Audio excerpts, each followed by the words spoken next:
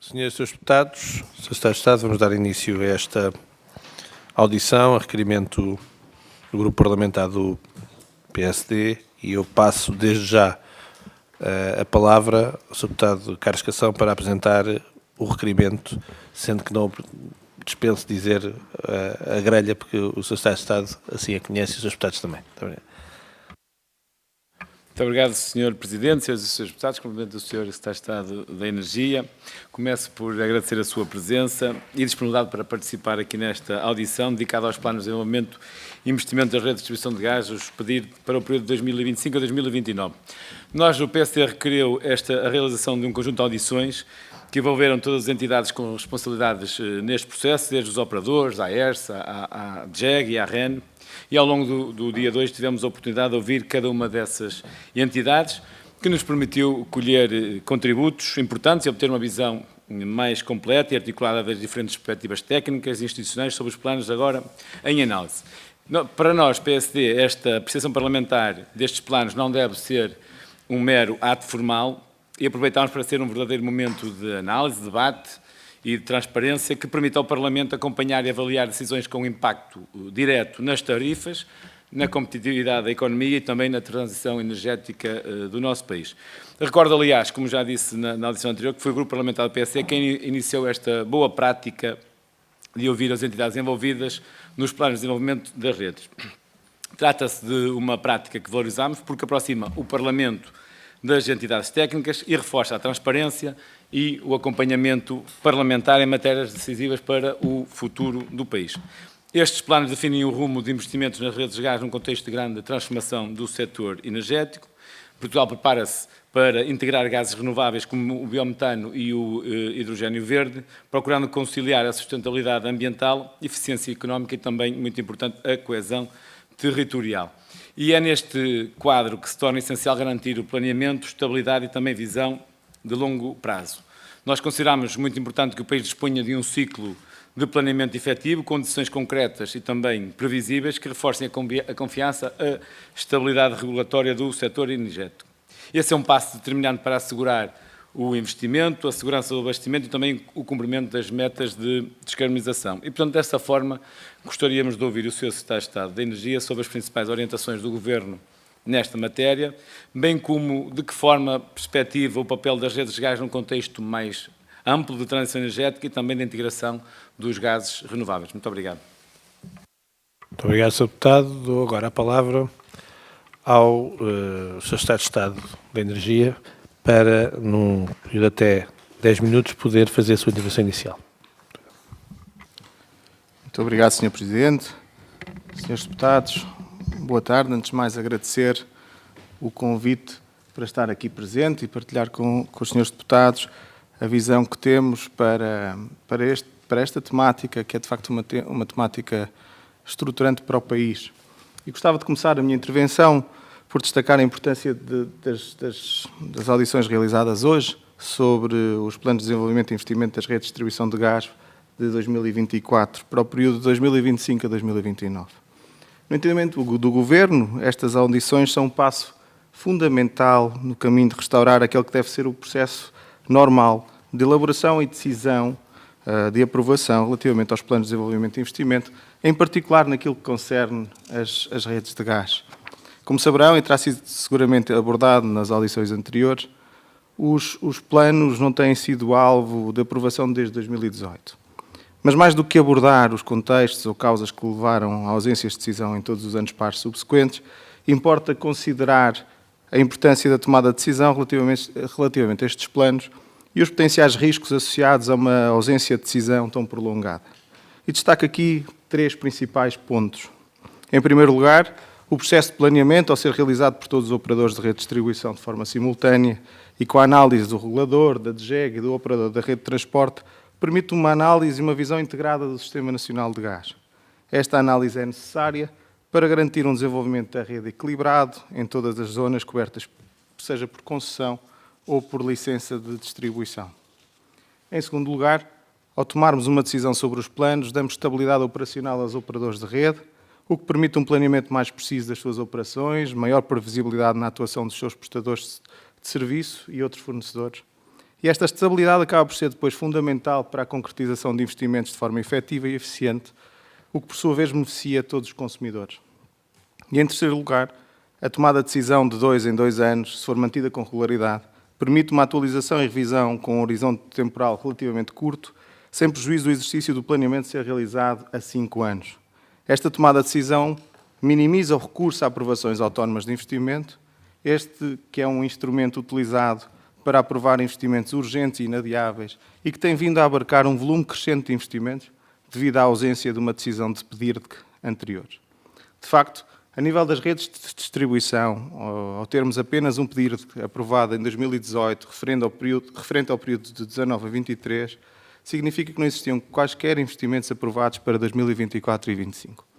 Esta situação era inaceitável pelo risco de comprometer não só a operação regular das redes, mas mesmo a segurança operacional e de abastecimento dos consumidores.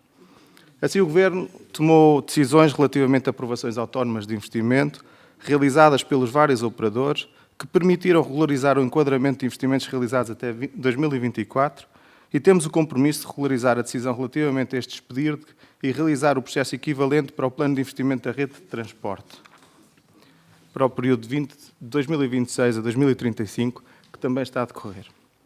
Este Governo acolhe com atenção a importância dada pela ERSE e pela DGEG relativamente à necessidade de tomada de decisão sobre os PDIRC e reconhece o empenhamento de todos os atores, a Direção-Geral, o Regulador, os participantes na consulta pública e os operadores neste processo de planeamento. Assim, senhores deputados, estamos hoje todos perante uma oportunidade de resolver um passivo de planeamento na rede de distribuição de gás, dando a necessária previsibilidade aos operadores da rede de distribuição de gás nas suas operações, assegurando uma gestão que salvaguarda a integridade da infraestrutura, garantindo simultaneamente segurança operacional e o abastecimento contínuo a cidadãos e empresas. E este é o contexto. Mas importa agora considerar a visão em matéria de política energética e do papel que o gás desempenha e desempenhará no sistema energético nacional. De forma a dar uma perspectiva completa a esta Comissão, abordarei 3 dimensões temporais: o passado, o presente e o futuro. Olhando para o passado, sabemos que o investimento nas redes de distribuição de gás é relativamente recente, tendo ocorrido sobretudo na década de 90. Este investimento representa um importante complemento ao processo de eletrificação, ao promover descarbonização e diversificação das fontes energéticas, reduzindo a dependência de combustíveis fósseis mais poluentes, como o carvão. O caminho realizado pelo sistema energético permitiu que o consumo de energia primária mais do que duplicasse em Portugal desde 1980, com preços competitivos a nível doméstico e empresarial. E foi este percurso que permitiu melhorar o conforto das nossas casas, a modernização do nosso dia-a-dia, o funcionamento das nossas empresas e a industrialização da nossa economia. Sendo um investimento recente, temos hoje uma das redes de gás mais modernas da Europa, que em 2024 cobria já 23 mil quilómetros, assegurando o transporte e distribuição de gás. Este é um ativo que deve ser aproveitado e no qual será necessário manter algum nível de investimento para salvaguardar a segurança da rede, face a níveis de consumo que se perspectivem como necessários. No entanto, estamos também num momento de transição. O consumo do passado não é o consumo do presente. Planear a rede apenas com base nesse histórico seria imprudente, face aos objetivos de descarbonização e eficiência que moldam o futuro. Com efeito, verificamos no nosso país uma redução regular nos consumos globais de gás desde 2017, particularmente abrupta mais recentemente, com consumo mensal acumulado a registrar uma diminuição de 28% entre agosto de 2022 e abril de 2024.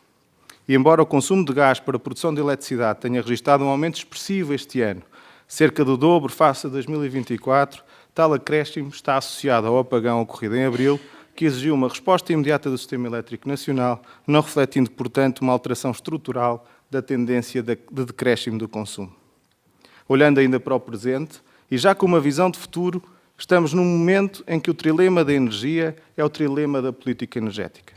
O equilíbrio entre soberania, competitividade e sustentabilidade deve orientar uma análise integrada das opções que temos face a diferentes fontes de energia, considerando tecnologias existentes, como a eólica, solar, biometano ou hidrogênio, bem como as necessidades específicas do setor doméstico e industrial. Através da eletrificação, e da aposta em fontes de energia renovável, verificamos que estamos num equilíbrio evidente dos três vértices do trilema. Sustentabilidade, com mais de 65% da eletricidade total consumida em Portugal, com origem em fontes renováveis em 2024. Este é o terceiro ano consecutivo acima dos 60% e um novo recorde. Competitividade. Em 2024, Portugal teve preços de eletricidade abaixo da média da União Europeia. Os preços do segundo semestre foram, em média, 28 cêntimos por quilowatt, 12% abaixo dos preços médios da zona euro. E segundo uma análise do regulador, temos também maior estabilidade de preços em Portugal em todas as bandas de consumo, quando comparados com os preços de Espanha, da média da União Europeia e da média da zona euro. E, por último, soberania. A dependência global das importações de energia desceu para 67% em 2023, uma redução de 15 pontos percentuais face ao que tínhamos 15 anos antes. Estamos, assim, cada vez mais próximos do objetivo nacional de 65% de soberania energética para 2030. A eletricidade pode já ser utilizada de forma totalmente alargada a nível doméstico e na mobilidade ligeira. É neste âmbito que o Governo tem vindo a enquadrar iniciativas como o ELAR ou o apoio à compra de veículos elétricos. Mas a eletricidade não é a solução, é uma das soluções. Porque noutros contextos, nomeadamente a nível da indústria e do transporte, precisamos de soluções complementares, onde o gás tem ainda um papel fundamental a desempenhar, sobretudo pela aposta em gases renováveis. E regressando ao trilema da energia, também os gases renováveis, como o biometano, demonstram um potencial significativo. A nível da sustentabilidade, as vantagens vão além da redução das emissões de gases com efeitos de estufa, substituindo combustíveis fósseis. Gases renováveis, como o biometano, assentam em modelos de economia circular, permitindo valorizar resíduos que de outra forma seriam descartados. Nesta linha, promove-se ainda a melhoria da qualidade do solo e da água, incentivando práticas agrícolas e pecuárias mais limpas e contribuindo para a gestão de resíduos urbanos. A nível da competitividade, uma das claras vantagens do biometano é a sua integração nas infraestruturas de gás natural existentes, sem necessidade de investimento significativo na sua adaptação.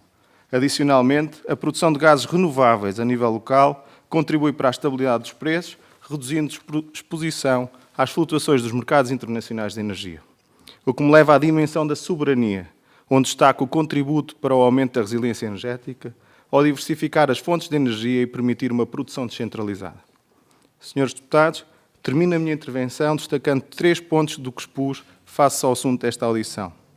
Reforço a importância da audição de hoje como um passo relevante no planeamento na rede de distribuição de gás e, sobretudo, no sentido de devolver uma visão estratégica, clara e participativa aos investimentos nas redes nacionais. Destaco também a importância de considerar o papel que o gás e suas redes têm no paradigma energético nacional, não devendo sobrepor-se à eletricidade, mas complementando-a. Utilizar gás natural para produzir eletricidade não é produzir energia, é converter a energia que compramos a outros em detrimento da utilização de recursos endógenos nacionais. E concluo com a relevância de assumir a responsabilidade por uma rede que requer investimento para garantir a sua utilização segura e suportar uma utilização que, devidamente direcionada a setores de difícil descarbonização, será, sem dúvida, um vetor de reforço da sustentabilidade, da soberania e da competitividade nacional. Muito obrigado, Sr. Presidente. Muito obrigado, Sr. Secretário de Estado. Vamos dar agora a palavra, na ronda das intervenções dos grupos parlamentares, dou a palavra ao Sr. Deputado Carlos Cação, grupo parlamentar do PSD. Muito obrigado, Sr. Presidente, Srs. Deputados, Sr. Secretário de Estado de Energia. Agradeço, naturalmente, a sua intervenção e a partilha do enquadramento do Governo sobre esta matéria. Depois deste dia de que tivemos diferentes audições com as principais entidades envolvidas, a ERSE, a DGEG e a REANIS, também os operadores de rede, é particularmente útil ter a visão do Governo sobre o processo e as suas prioridades. Como também já aqui foi referido, não podemos deixar de sublinhar que este é o primeiro ciclo de planeamento com decisão efetiva desde 2018. Um marco importante que estabelece a normalidade institucional e também a previsibilidade no planeamento energético, criando condições de confiança, de estabilidade para os operadores, investidores e também para os cidadãos. É também um passo relevante para reforçar a credibilidade e a continuidade das políticas públicas de energia, assegurando decisões consistentes e orientadas para o longo prazo. Como referiu, Os PEDIR definem um rumo dos investimentos na rede de gás num contexto de profunda transformação do setor energético, marcado pela integração progressiva dos gases renováveis e também pela necessidade de assegurar sustentabilidade económica e estabilidade regulatória. Ao longo das audições de hoje ficou clara a convergência entre os diferentes operadores da rede, a Floen, a Portgás e também a Sonorgás, na defesa de uma estratégia de descarbonização diversificada, baseada em 2 vetores energéticos complementares, o elétrico e o do gás. Os operadores alertam para o risco de uma visão excessivamente centrada na eletrificação, que pode gerar custos acrescidos, perdas de eficiência e riscos operacionais também para o sistema energético. Ficou também igualmente patente a preocupação com a necessidade da previsibilidade regulatória, a estabilidade de investimento e também a importância de digitalizar e adaptar as redes para a futura injeção do biobutano e também do hidrogênio verde. Já os parceiros da DGEG, da ERS e da REN vão no sentido de maior contenção nos investimentos, reforçando a importância de uma prudência tarifária e de articulação entre o transporte e a distribuição. Por isso, para o Grupo Parlamentar do PSD, o planeamento energético deve ser equilibrado e também tecnicamente fundamentado, capaz de proteger os consumidores, mas também de criar condições de modernização e a sustentabilidade do Sistema Nacional de Gás. E nesse quadro gostaríamos de lhe colocar algumas questões de caráter mais estratégico. Como é que o Sr. Secretário de Estado avalia estes PEDIR face às metas de descarbonização e incorporação das renováveis previstas no PNEC 2030, no roteiro para a neutralidade carbónica 2050, mas também na Estratégia Nacional do Hidrogênio e no Plano de Ação para o Biometano 2024-2040? Depois também, qual o papel que atribui o Governo ao biometano e ao hidrogênio verde na futura rede nacional de gás e de que forma estes vetores poderão contribuir para o reforço da segurança energética e também da competitividade do país. E de que forma o Governo olha para as críticas de que Portugal tem vindo a apostar excessivamente na eletrificação, em detrimento do aproveitamento dos gases renováveis como vetor complementar para a transição energética. É só. Muito obrigado. Obrigado, Sr. Deputado. Dou agora a palavra ao Sr. Deputado Bernardo Peçanha, do Grupo Parlamentar do Chega. Muito obrigado, Sr. Presidente, Sr. Secretário de Estado da Energia, Srs. Deputados. Estamos hoje a discutir o PEDIR, o Plano de Desenvolvimento e Investimentos das Redes de Distribuição de Gás, mas, curiosamente, na última semana a ERS publicou o parecer relativo ao Plano da Rede de Transporte de Gás para o período seguinte, de 2026-2030. São planos distintos, é certo, mas que deveriam estar alinhados e articulados dentro de uma visão energética comum. E é precisamente essa falta de articulação que melhor simboliza o estado atual da política energética portuguesa. Planos que avançam em calendários diferentes, entidades que não se coordenam e um governo que parece incapaz de garantir coerência entre o transporte, a distribuição e a transição energética. O resultado é uma imagem de improviso, de falta de planeamento e, acima de tudo, de ausência de respeito pelo setor energético nacional e por este Parlamento. A descarbonização é um objetivo que todos partilhamos, mas o que o Governo tem feito é confundir descarbonização com eletrificação. E essa confusão está a criar desequilíbrios graves. Portugal precisa de uma transição energética equilibrada, com neutralidade tecnológica e respeito pelas especificidades do país. Em vez disso, o Governo adotou uma visão única, quase dogmática, que trata o gás e até os gases renováveis, como o biometano e o hidrogênio, como uma herança ultrapassada e não como parte essencial da transição. Sr. Secretário de Estado, pergunto-lhe claramente, existe, da parte do Governo, uma política real de neutralidade tecnológica ou o que temos é uma preferência disfarçada pela eletrificação que se traduz num desinvestimento sistemático nas redes de gás e numa marginalização de todo o setor? E mais, o Governo tem consciência de que esta opção coloca em risco a segurança do abastecimento e aumenta a vulnerabilidade do país a choques externos como os que vimos em 2022? Ou prefere continuar a seguir a retórica europeia, mesmo sabendo que Portugal é hoje um dos países mais expostos e dependentes energeticamente do espaço europeu? Nas audições anteriores, os principais operadores foram unânimes. O setor vive em incerteza. Criticaram a atuação da ERS pela falta de previsibilidade, pela rigidez e pelo bloqueio ao investimento. Mas também reconheceram que essa rigidez decorre, em grande medida, da ausência de orientação política clara por parte do Governo. Quando o poder político abdica de definir estratégia, o regulador preenche esse vazio e é precisamente isso que está a acontecer. A pergunta é inevitável. Quem está verdadeiramente a conduzir a política energética em Portugal, se é o Governo ou se é a ERSE? A este propósito, o Presidente do Regulador tem um mandato expirado há já largos meses. Qual o sentido de estarmos a ter uma discussão ancorada num parecer que parece enviesado ideologicamente e de um regulador que já tem a sua legitimidade ferida e que não sabemos que interesses futuros tem? Sr. Secretário de Estado, outra questão fundamental é o bloqueio à integração das novas fontes de energia, nomeadamente o biometano. Portugal tem um potencial imenso. Resíduos agrícolas, florestais e urbanos podiam ser convertidos em energia limpa e nacional. Mas o Plano Nacional do Biometano continua por regulamentar, os processos de licenciamento das OAGs e os projetos de biogás continuam presos na burocracia e o país continua a desperdiçar oportunidades. Pergunto, quando é que o Governo pretende concluir a regulamentação necessária para viabilizar o biometano? Que medidas concretas estão a ser tomadas para simplificar e acelerar os licenciamentos que hoje afastam investimento e travam a inovação? Não acha precipitada uma redução tão elevada nos investimentos dos operadores de gás como a que foi apresentada pelo regulador, quando se está a iniciar a aposta nos gases renováveis, nomeadamente no biometano, e temos um potencial tão importante por desenvolver? Considerando o equilíbrio do sistema de gás com o contributo importante do segmento residencial para os custos do sistema, como equacionam o impacto do preço do gás para a indústria num cenário em que as redes de gás deixam de abastecer o segmento residencial? O biometano não é uma utopia, é uma energia limpa, nacional e economicamente viável. Não há transição energética justa se Portugal continuar a ignorar esta oportunidade de ouro para criar valor interno, reduzir importações e promover uma verdadeira economia circular. Há ainda um problema que nos foi comunicado de falta de diálogo institucional ou dificuldade de diálogo institucional. Os operadores foram claros, não têm tido contacto direto nem com a Ministra, nem com o Secretário de Estado.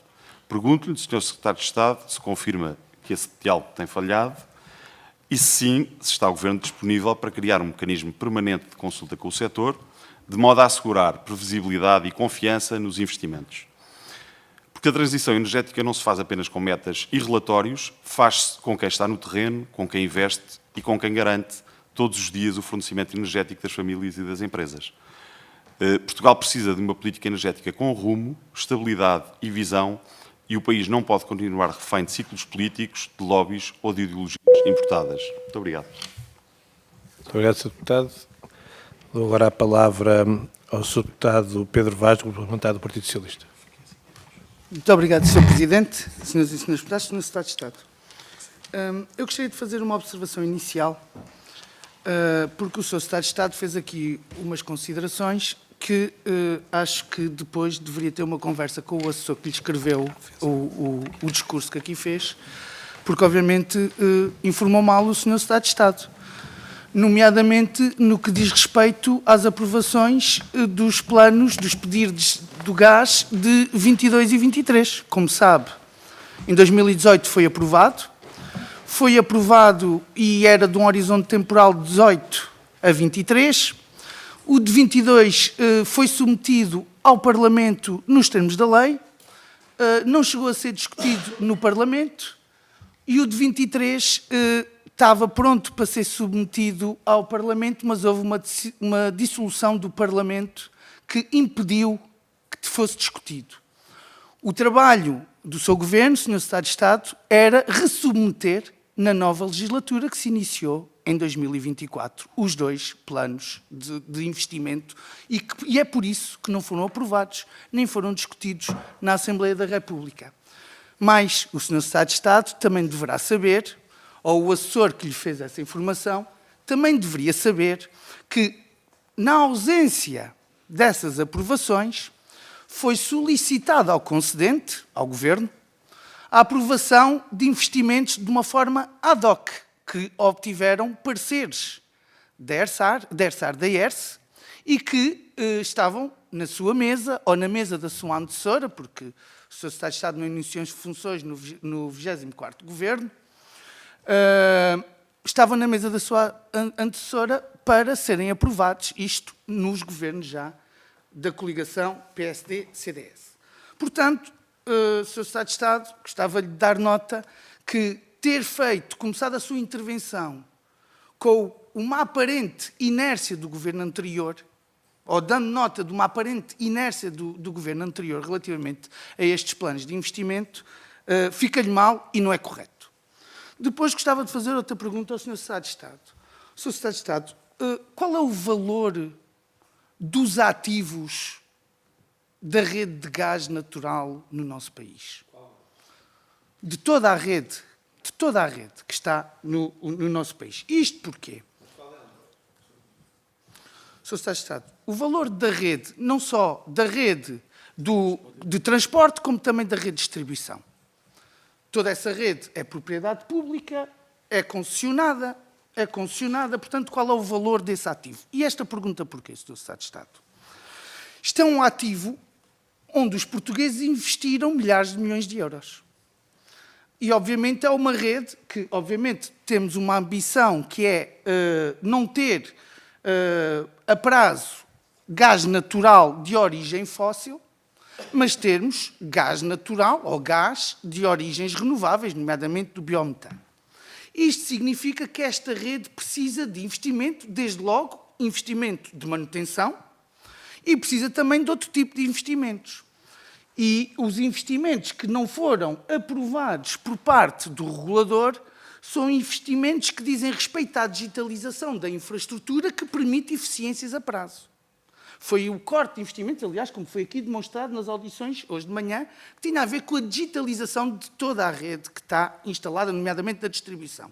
E isso permite, como sabe, ganhos de eficiência e esses ganhos de eficiência a prazo são ganhos para todos os cidadãos que depois pagam nas tarifas.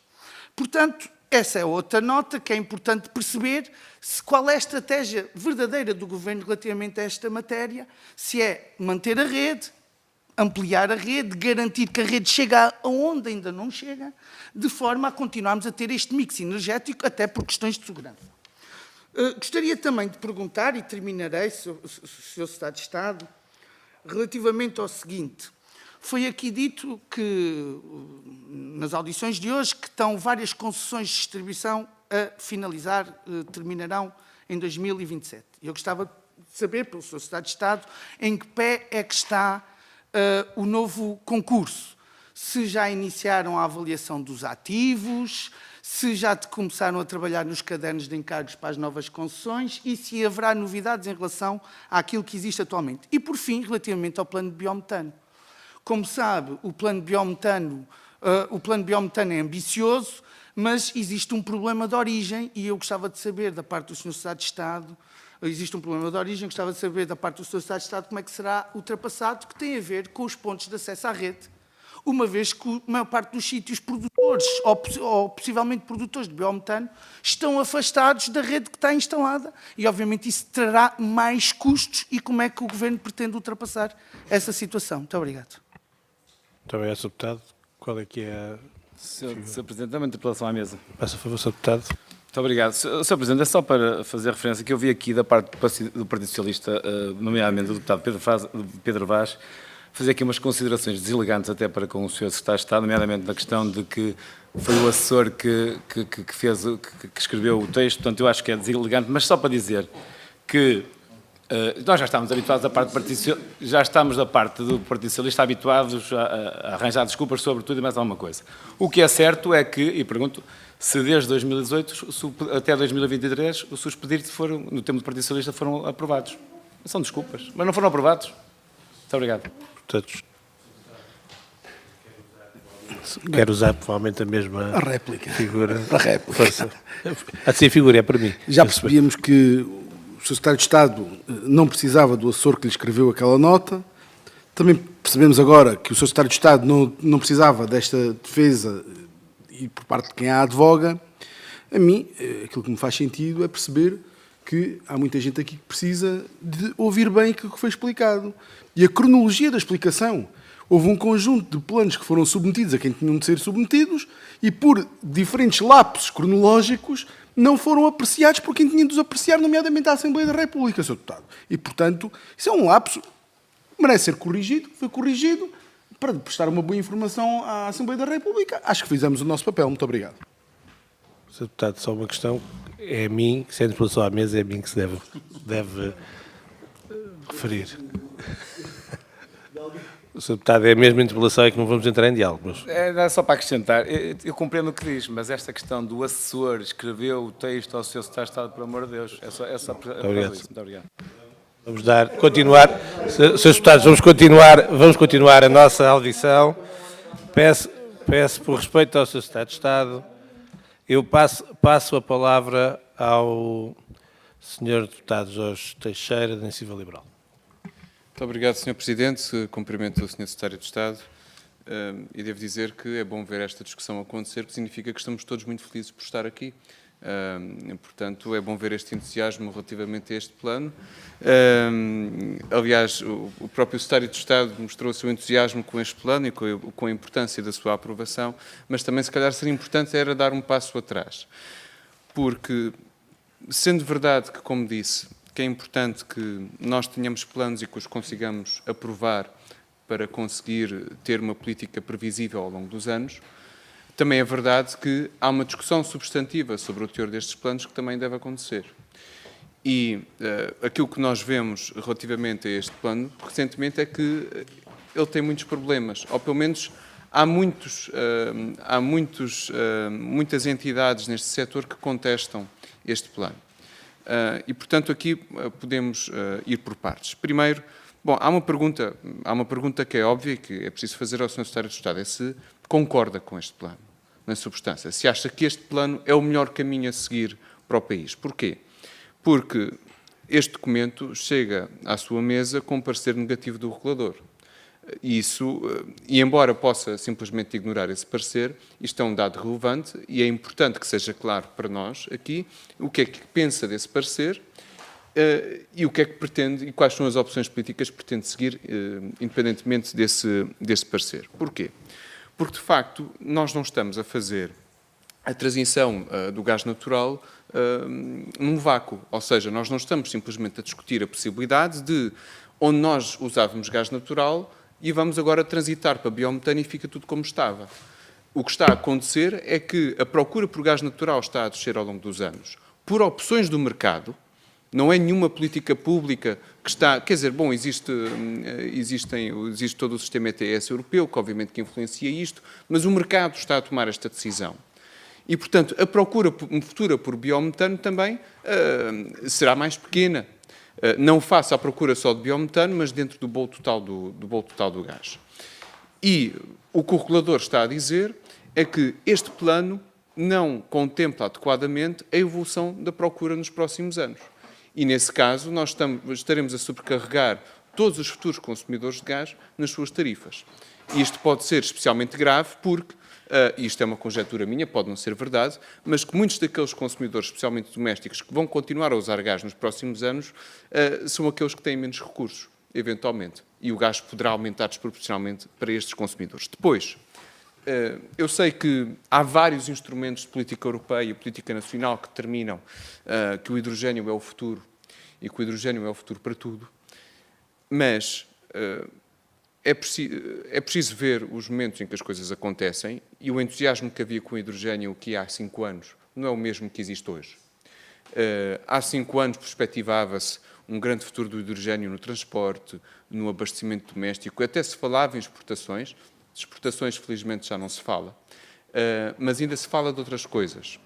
E, de facto, até é curioso a REN ter desagregado estes investimentos face aos outros e chamou-lhes projetos complementares, 111 milhões dedicados para o blending de hidrogénio na atual distribuição de gás. Eu gostaria de lhe perguntar se acha que essa opção se continua a manter, face a que o conhecimento que fomos tendo sobre esta opção ao longo dos últimos anos, tudo aponta para que não faz qualquer sentido. Ou seja, o hidrogénio é uma boa solução de descarbonização para algumas indústrias e para alguns setores que precisam de altas temperaturas, mas para a distribuição normal, para a distribuição doméstica não faz sentido, não precisamos do hidrogénio para tomar banho, temos outras soluções melhores no mercado.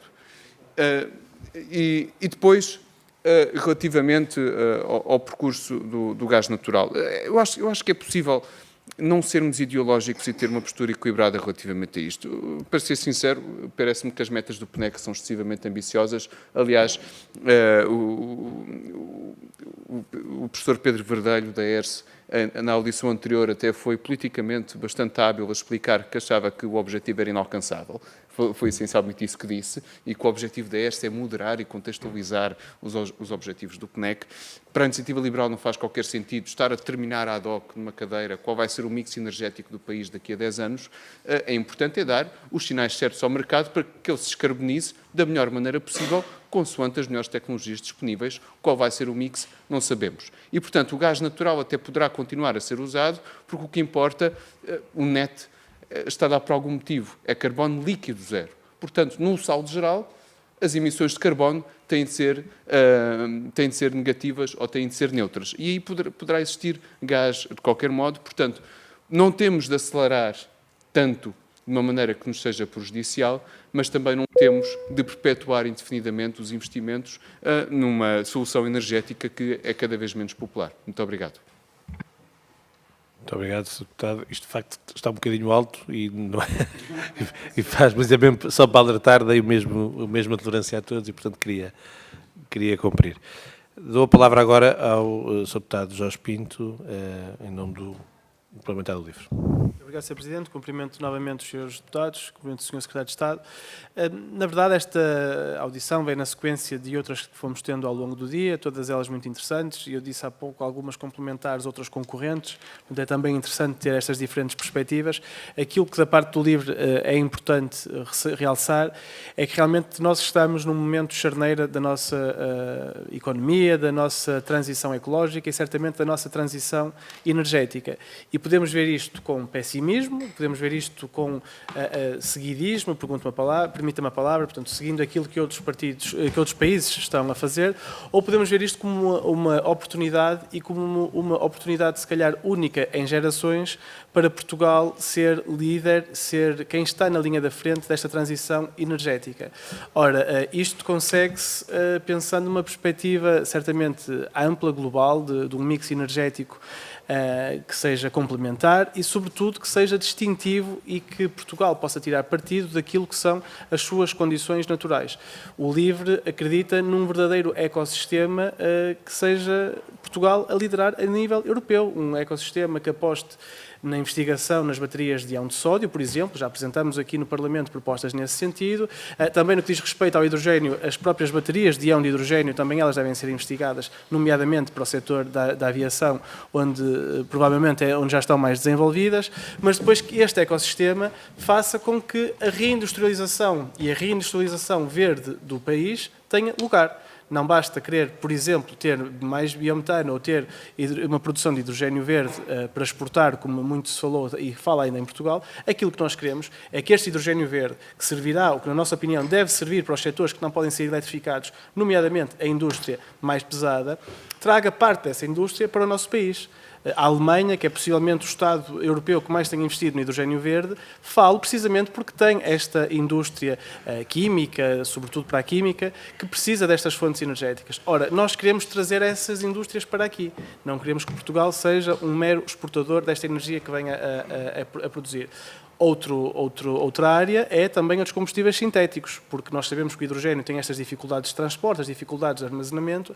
O mesmo não acontece com combustíveis sintéticos, que são, permita-me o anglicismo, blend-in. Portanto, nós podemos utilizá-los imediatamente nos motores, tal como eles existem atualmente.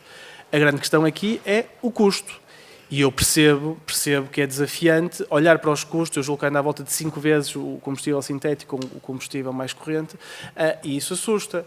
Mas, uma vez mais, nós queremos ser seguidistas e com o medo e com a questão do risco ficar para trás, ou queremos que Portugal seja impulsionador desta nova tecnologia e sendo, beneficie evidentemente com o risco, porque o risco de hoje é a vantagem competitiva da amanhã. Portanto, nós no LIVRE somos ambiciosos, é certo, mas acreditamos que esta transição energética pode e deve ser liderada por Portugal, que este ecossistema de produção elétrica assenta em baterias, que será uma grande revolução quando tivermos baterias caseiras que possam armazenar esta energia elétrica e servir o setor habitacional.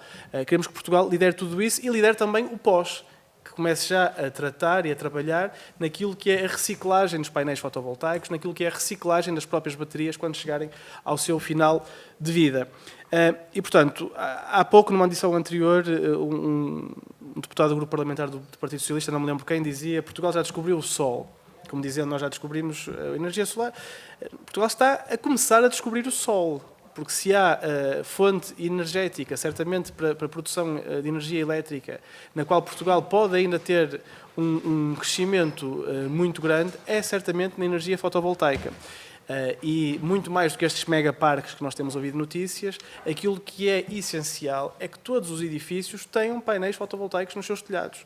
É indesculpável que um país como Portugal ainda não tenha. Portanto, com esta visão de conjunto, de ecossistema, com painéis fotovoltaicos, com baterias, certamente num futuro próximo, e com os combustíveis sintéticos e o hidrogênio verde onde ele faz falta, acreditamos que esta transição energética pode ser importante.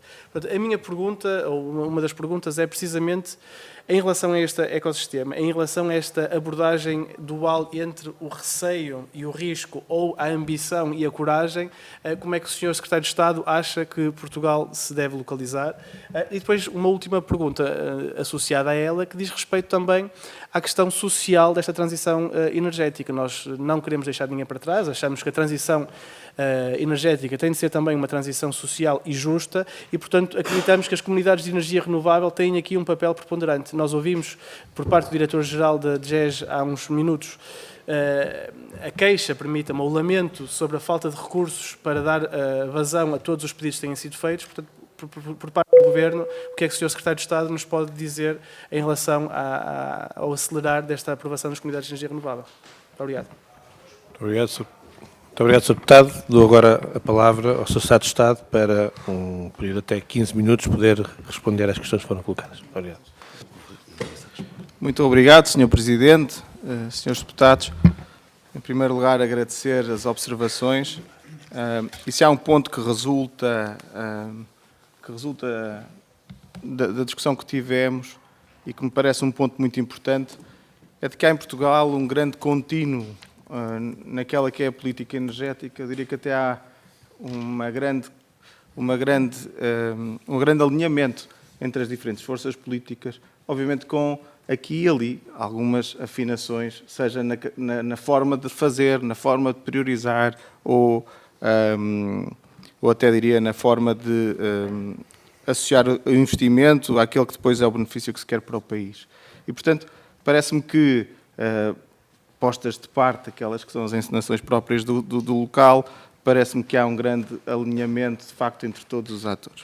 Portanto, começando pela posição pela pergunta do Sr. Deputado Carlos Cação, do PSD, dizer que, de facto, Portugal tem aqui um momento importante naquela que é o seu planeamento estratégico da rede de distribuição e também na rede de transporte de gás, que é de compatibilizar aquele que era inicialmente um combustível fóssil explorado, importado, com uma visão de futuro e de progresso, que é, de facto, o biometano e o hidrogênio.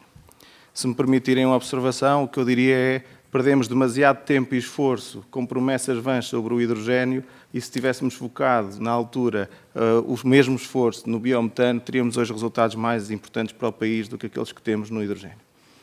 Por força do momento, por força da especulação, por força daquele que foi uma vontade também política, alinhada em certa forma com aquelas que eram as prioridades políticas da Comissão Europeia e, por consequência, uma vontade de agradar à Europa, de que Portugal seria um produtor de hidrogênio para depois exportar para outros países. Isso não era nada menos, na nossa perspectiva, do que ruinoso para o país, seria o passar ao lado da possibilidade da reindustrialização verde, passar ao lado da captação de valor para o país, seria completamente passar ao lado até da captação de valor da nossa energia renovável competitiva, a preços competitivos, que temos, e transformando-o num ativo barato e exportável, que seria o pior dos negócios para Portugal. E, por consequência, o hidrogênio, na nossa perspectiva, é uma realidade, existem apostas, existiu por parte do Governo uma forte intenção de focar-nos naquilo que é a execução até do PRR. Ainda assim, o seu nível de maturidade não é, de facto, o mesmo do biometano, seja naquela que é a regulação, seja naquela que é a compatibilidade das redes, seja naquela que é a maturidade tecnológica, a maturidade de mercado, tudo isto são passos que o hidrogênio tem de dar, que o biometano ainda não deu. Daí que, naquilo que tem a ver com o PAB, com o Plano de Ação para o Biometano, o Governo tenha já posto de pé alguns pontos muito importantes que já pusemos, que estão já hoje em prática. Eu, indo aqui ao concreto, o que fizemos na questão do PAB foi já resolver questões de licenciamento. Temos estado em constante diálogo com os diferentes atores do ecossistema. Fizemos investimentos no âmbito do PRR, seja no CAPEX, ou seja, na criação de novas unidades, como no OPEX, através do leilão para o biometano, que teve até agora apenas um concorrente. E, portanto, pensar a rede é pensar a rede como estrutura, como ativo que existe para o país, mas que deve ser compatibilizado com uma descarbonização do gás e, como eu disse na minha intervenção, com uma compatibilização do gás com a eletrificação do país, porque se quer que ambos funcionem, porque ambos têm setores de aplicabilidade e nenhum dos dois, isoladamente, trará nem a resiliência, nem a autonomia, nem a competitividade, nem sequer a sustentabilidade que o país precisa. Em relação à pergunta do Sr. Deputado Bernardo Passanha, eu diria que houve aqui várias considerações que me escuso comentar, mas focando-me na questão, em dois pontos muito importantes. Fiquei um pouco confuso a certa altura, mas talvez tenha sido da retórica, mas quando o Sr. Deputado diz que não podemos desinvestir nas redes, mas ao mesmo tempo se preocupa com o preço para os consumidores domésticos. Portanto, é justamente aí que está o equilíbrio que é necessário. Nós temos que salvaguardar investimento em redes de maneira a equilibrar que o ativo, que depois tem que ser remunerado por todos os utilizadores do sistema, se mantenha competitivo e sustentável, eu diria até competitivo e acessível, tanto para as empresas como para as famílias. E é por isso que há algum conservadorismo, nomeadamente quando se olha para as curvas de consumo dos gases e se pensa que vai haver uma diminuição de consumo. Portanto, havendo diminuição de consumo, há diminuição do negócio, havendo diminuição do negócio, tem que se ter noção de onde é que se quer investir. O foco estratégico, parece-nos, deve ser em termos gás disponível para a indústria, que é um setor difícil de descarbonizar e onde queremos ter indústria competitiva, e termos no doméstico uma prevalência da eletrificação, sendo que o maior desafio que temos hoje nem sequer é o gás natural. O maior desafio que temos hoje chama-se botija, é a bilha de gás, porque essa sim é a menos eficiente, é a mais cara e é claramente a menos sustentável. Portanto, é perder em todas as frentes quando temos isso. E, portanto, o equilíbrio, Sr. Deputado, tem a ver sobretudo com isto, que é qual é o desenvolvimento sustentável que queremos para a rede, salvaguardando competitividade, salvaguardando soberania. Nós somos a favor da soberania energética, obviamente funcionando em mercado e enquadrado com aquele que é o mercado que temos ibérico e mundial, até global, nestas questões. O Sr. Deputado, já agora uma nota, o Sr. Deputado aflorou a necessidade de diálogo com as entidades. Eu não sei se as entidades terão dito isso em relação ao Governo e poderei ir aí a maior detalhe, mas reuni com a Floen, reuni com a Sonorgás, reuni com a Dorgás, reuni com a REN, com a Portugás, tenho reunido com todos estes stakeholders muitas vezes, incluí-os dentro do Plano de Ação para o Biometano como observadores, já nessa tentativa de os ter mais envolvidos. Há uma franca colaboração com todos os atores do ecossistema, onde o Governo conta com estes operadores de rede, que não são mais já agora do que concessionários de ativos do Estado e, por consequência, nada mais têm do que ajudar a ser um braço para a implementação da política energética do país, daí que não nos interessa para nada não existir colaboração com alguém que está ao serviço da nação. E, portanto, é assim que olhamos para estes diferentes players e é assim que os temos tratado, com todo o respeito, com toda a consideração, mas, obviamente, com uma salvaguardante também aquela que é a posição e os interesses do Governo de fazer implementar uma política energética que será depois regulada pelo regulador e, obviamente, com noção também clara e óbvia, como os senhores deputados terão visto hoje durante o dia, que todas estas empresas pugnam pelo seu próprio negócio e maximizam aquele que é o benefício que têm elas próprias dos ativos que têm e procuram ter o maior investimento possível, porque quanto maior investimento têm, mais são remuneradas pelos ativos que têm na rede. Portanto, estamos todos à mesa conscientes dessa tensão intrínseca que existe entre os interesses dos diversos stakeholders e nós somos mas somos um que representa o povo português, a ação estratégica que o Governo quer implementar, a política energética que se quer fazer em respeito depois, obviamente, pela supervisão que o regulador também faz do sistema. Já agora o regulador, a Direção-Geral e todos os outros que deram parecer sobre este assunto. Sr. Deputado Pedro Vaz, sobre as questões que colocou. Eu não queria entrar... eu tenho mais de gestor do que de político e, por consequência, não queria entrar na trica-trica do quem é que fez o quê, porque, e se calhar, se calhar o discurso não passou a ideia certa, ou o Sr. Deputado estava à procura de alguma coisa com que discordar, mas deixe-me dizer. 2018 foi em 2018, que os planos são bianuais, certo? 2018 mais 2 dá 2020. Não, mas, Sr. Deputado, deixe-me só aqui, vamos acompanhar-nos neste exercício. 2018 mais 2 dá 2020. Em 2020 foi feito um plano que tinha como âmbito o ano seguinte e daí a 5 anos, 21 a 26. Chegou aqui, mas não passou daqui. Eu não estou a dizer sequer que a culpa foi do Governo, Sr. Deputado, eu não disse isso. O Sr. Deputado não ouviu, até me ouviu dizer, com atenção, com certeza, que o que eu estava a dizer era que não foi aprovado e que não ia sequer perder tempo a discutir sobre isso. Portanto, em 2020, não era o Governo do PSD que estava em funções, este plano não foi aprovado. E depois aí sim, Sr. Deputado, dá aí um saltinho, mas agora então, 2020 mais 2, estamos em 2022. 2022 é o ano em que o plano é entregue, Sr. Deputado. Também não é aprovado. Portanto, o Sr. Deputado, quando diz depois que em 2024 o Governo teria que o ter feito, salta 2 anos. Portanto, o Sr. Deputado esqueceu-se de 2020 e de 2022, salta para 2024. Há aqui uma... Mas pronto, mas não foi aprovado.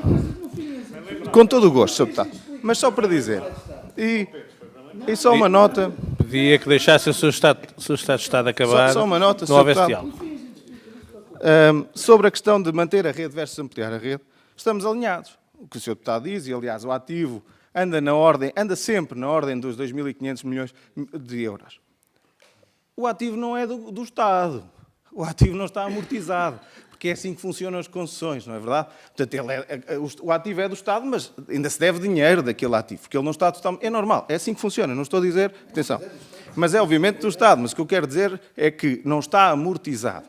E por consequência, é do sistema. E por consequência, só dizer que, obviamente, respeitamos isso. Aliás, foi o que eu disse, temos um ativo estratégico moderno, capaz até de fazer blending, capaz até de ter algum hidrogénio. Vamos ser inteligentes em como é que usamos isto. Agora, questão diferente, senhores deputados, eu quero agarrar neste ativo e mantê-lo porque é uma rede viável, que deve estar hoje, e que hoje já tem uma base de clientes bastante interessante, e deve estar hoje ao serviço desses clientes, versus a segunda possibilidade, que era, se os deputados agora me viessem dizer, vamos expandir a rede de gás natural para Alentejo e para o Algarve no setor doméstico. E isto, sim, estamos a falar de coisas completamente distintas, que têm impacto na fatura dos consumidores. É essa análise estratégica que os senhores deputados colocarão naquele que é o parecer que dão sobre estes planos, porque é essa a discussão que temos em cima da mesa. Aqui não há como inventar números, não há sequer grande, eu diria que não há sequer grande capacidade de alterar a geometria. A geometria é esta, são estes os números, são estas as opções políticas e hoje decidimos, os senhores deputados dão a parecer e o Governo decidirá sobre qual é a melhor opção para os planos. Sendo, já agora, que tivemos aqui um conjunto de pareceres de entidades que elas, Sr. Deputado Jorge Teixeira, eu não diria que elas são preto no branco negativas. Ou seja, a ERSE, quando dá o parecer, não diz que sim a tudo, mas diz que sim a muita coisa. Porque a ERSE, como regulador, o que diz é justamente não se faça todos os investimentos que ali estão.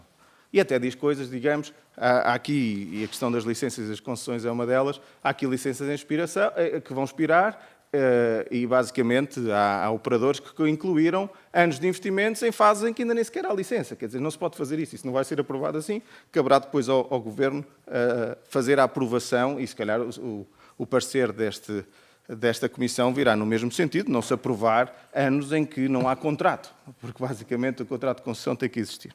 O Sr. Deputado fez-me questões sobre o hidrogénio, eu acho que já pus preto no branco a posição de certeza que o que este Governo não fará é estar iludido com novas tecnologias, como uma criança que vai à secção de gadgets e quer sempre ter um novo brinquedo, porque pagando caro e ficando endividado até para pagar uma transição que não é competitiva. A transição tem que estar ao serviço das pessoas e tem que estar ao serviço das empresas e da competitividade nacional. É para isso que serve a transição energética. Na Europa, transição energética é soberania. É sustentabilidade, mas é sobretudo soberania e competitividade, e é isso que estamos a salvaguardar. E, portanto, o que não vai acontecer com certeza, tive já a oportunidade de o dizer numa conferência há algumas semanas, é comprar energia cara, onshore ou offshore, para ter fábricas de hidrogénio a exportar hidrogénio barato para a Alemanha. Não é isso que nós queremos fazer, não é essa a orientação estratégica que há para o país. A orientação estratégica que há é a energia ao serviço da competitividade e ao serviço das famílias, de forma muito acessível. Em relação às questões do Sr. Deputado Jorge Pinto, do LIVRE, dizer que estamos, mais uma vez, muito alinhados, da necessidade de investimento, da necessidade de investigação, da necessidade de inovação na Europa, como vetor, mais uma vez, da soberania e da competitividade das nossas indústrias, e a reindustrialização verde será, obviamente, um dos fatores críticos para o sucesso daquelas que são as nossas empresas e o sucesso da nossa sociedade como um todo. Muitas vezes é mais uma questão de escolher o momento do que escolher o que é que se vai fazer. E já agora, porque se falou várias vezes do PNEC, o PNEC é um documento orientador que estabelece objetivos. Os objetivos, eles sim, são importantes, mas, por exemplo, a receita das tecnologias que estão no PNEC, não há um determinismo sobre essas tecnologias. Se não for eólico e for solar, ou se não for solar para ser eólico, e se conseguir ter energia renovável que seja barata e sustentável, é bom para todos. Queremos chegar ao objetivo final, temos uma linha orientadora clara para o Governo, só não vamos perder tempo a dizer já temos tudo o que queríamos do solar e agora vamos só focar-nos no eólico. Se houver mercado, se houver necessidade, se houver produto para vender, que é exatamente o fruto da eletrificação, seja na mobilidade, seja no setor doméstico ou no setor eletrointensivo, que também temos apoiado bastante, é por aí que nós vamos orientar o desenvolvimento deste vetor energético do país. Sobre as comunidades de energias renováveis, não fugindo à questão, temos uma estrutura de missão das energias renováveis que vai apostar forte na digitalização. Em breve será lançado o concurso para o Balcão Único da Energia, que justamente vai digitalizar parte destes processos. Quando o Sr. Diretor-Geral fala de recursos, e recursos, conhecendo eu como conheço hoje a realidade da Direção-Geral, não estamos só a falar de pessoas, estamos muitas vezes a falar de ferramentas básicas que a Direção-Geral não tem e sobre a qual se vai fazer um forte investimento de digitalização. E, portanto, as energias renováveis são críticas e até são críticas por uma coisa que os senhores deputados viram esta manhã. Viram um gráfico com as diferentes energias em que o preço da energia era mais caro. E toda a gente diz, isto para os consumidores domésticos é terrível. Não se esqueçam, se faz favor, senhores deputados, que a forma de comparar aquele gráfico é ter em conta a eficiência dos aparelhos, o rendimento dos aparelhos. Porque um aparelho elétrico não precisa dos mesmos kWh que precisa um aparelho a gás ou que precisa uma botija de gás, e aí sim está o cerne do valor acrescentado da eletrificação, e é por isso que a eletrificação é a aposta certa para o setor residencial que o Governo está a apoiar através dos seus programas de combate à pobreza energética e de programas como o ELAR, que lançou há pouco tempo. Muito obrigado, Sr. Presidente.